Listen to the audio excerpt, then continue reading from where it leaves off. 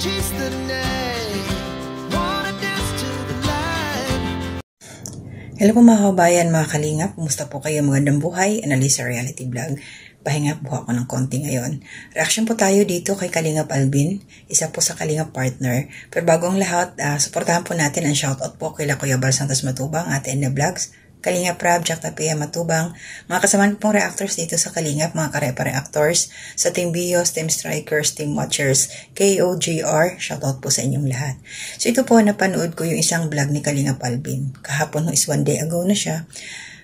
Pinuntahan niya dun sa bahay. Medyo hapon na yun kasi inabot na sila ng dilim. Isang kababayan ho natin na ayon sa nanay sa pag-interview dito ni Kalingap Alvin is since birth daw, ganun na yung kanyang tawag dito, pag-aisip bata. So mayroon siyang anak, si Erwin ang pangalan, lalaki. Ito po siya, si Ate Malin ay biktima po ng taong mapagsamantala.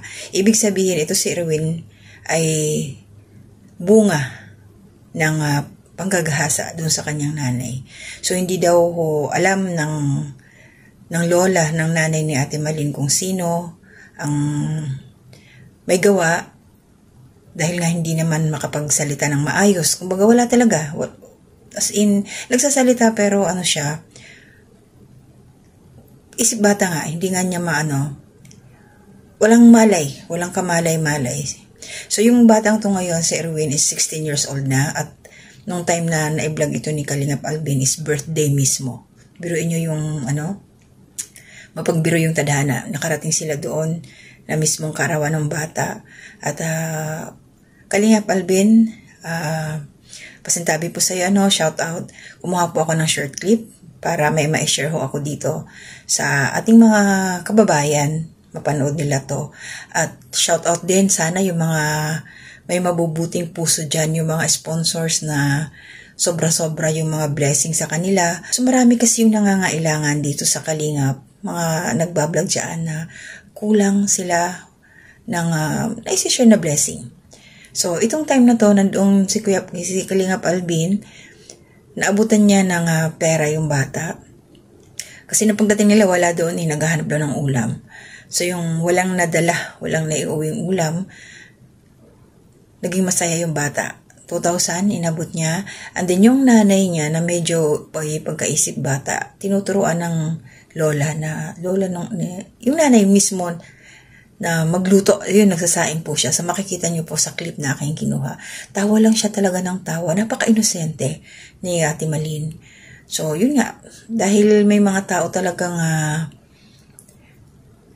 yun na nga, mapagsamantala. So yun ang nangyari. Pero para sa akin, na-imagine ko lang, kung sino man yung gumawa nun, alam niya na meron siyang anak. Nakikita niya na, nandiyan lang yan sa paligid. Pero syempre, nahihiya yun umamin. Pero nanawagan yung bata, gusto niya makilala kung sino yung tatay niya.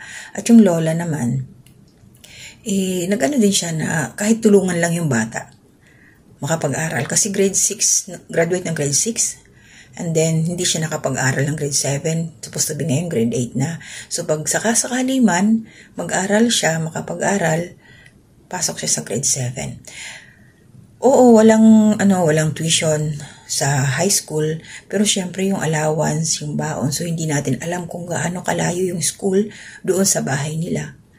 Pero, kasi umaasa lang sa sa pangingisda, yung lolo ng bata. Kasi doon nga nakatira yung mag-ina. So, sana nga may makakita sa kanila. Pasilip niyo po yung channel ni Kalingap Alvin. Nandyan po sa screen. Ayan, ilalagay ko po yung kanyang YouTube channel para matingnan niyo po doon at ang buong kwento ng buhay nila Ate Malin, ni Malin at saka yung anak niya. Ano yung bata malaki na siya, pero yung 16. So malaki na talaga. Napansin ko lang yung mukha. Talagang nagbibinata, parang mayroon siyang dito, mga puti-puti. Napansin pa talaga yun So, ayun lang yun sa akin.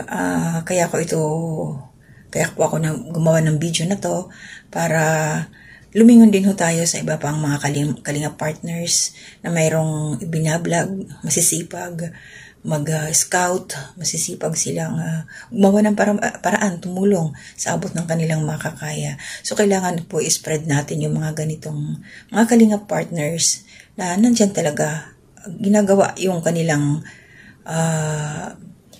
nais galing sa puso para lang makatulong sa ating mga kababayan na higit na nangangailangan. So maraming salamat po. Ang shoutout po kay Ma'am Carmelita Rijang from Rajal Community. Ma'am, salamat po sa suporta ninyo. Of course, Ma'am Susan Dairo, shoutout din po. Nakita ko po yung mga pangalan ninyo doon sa last upload ko patungkol ho doon sa may bumagsak sa birthday po ni Angelica. Salamat po sa suporta ninyo. At yung mga nag-views po, thank you din. Mga nag-thumbs up, thank you rin. Mga silent viewers, mga hindi nag-skip ng ads, maraming salamat po.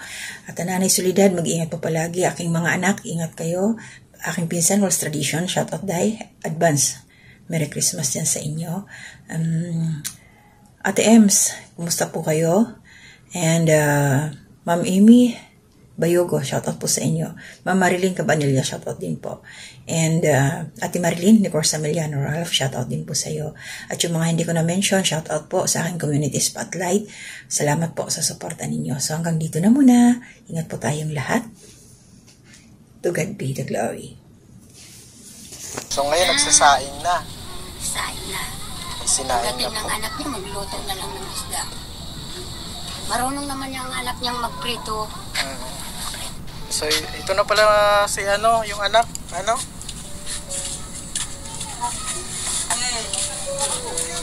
Grabe po mga kalinga. Nanay mo, yan ang mama mo. Ako si Kalinga Palvin.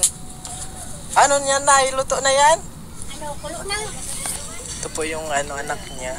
At bunga ko ng ito si Lola, yung nanay po ni Ate Mali. So ito po si, ano pangalan mo? Ha? Erwin. So dito po sila mga kalingap, ito po si Erwin na nandito na. Saan ka galing, Erwin?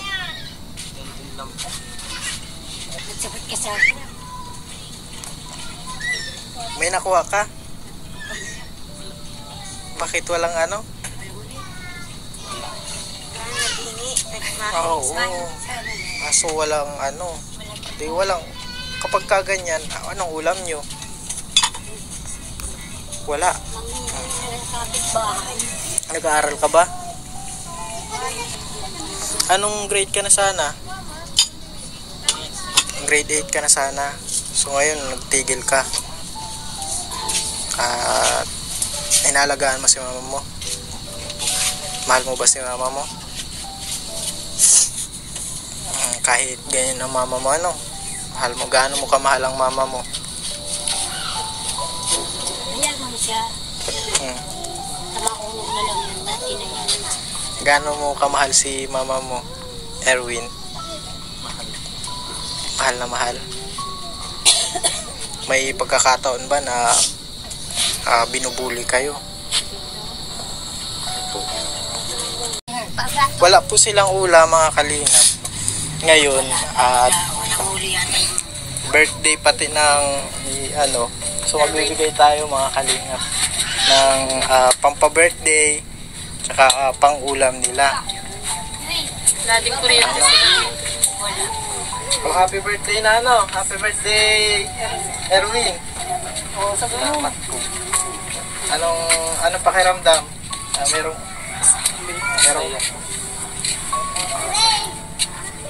ngayon ka lang nakatanggap ng ganyan? Anong gagawin mo dyan? Anong ibibili mo? Anong ibibili mo dyan? Ulam? Ito naman para sa para sa Ulam. panggastos. Kasi yung para sa pang-birthday niya mga kalingap ulam na daw. Kaya naman, bigas. Bibigyan ko po ng pang-chinela si... gusto mo din? Gusto Huwag din? naman yan. Gusto mo kinila? Pero man yan. Oh, chinelas. Pabili ng chinelas. Oo. Binibigay niya. Tinataw niya. O, tama din sa anak So, niya. ito pong chinelas na. Hindi marunong.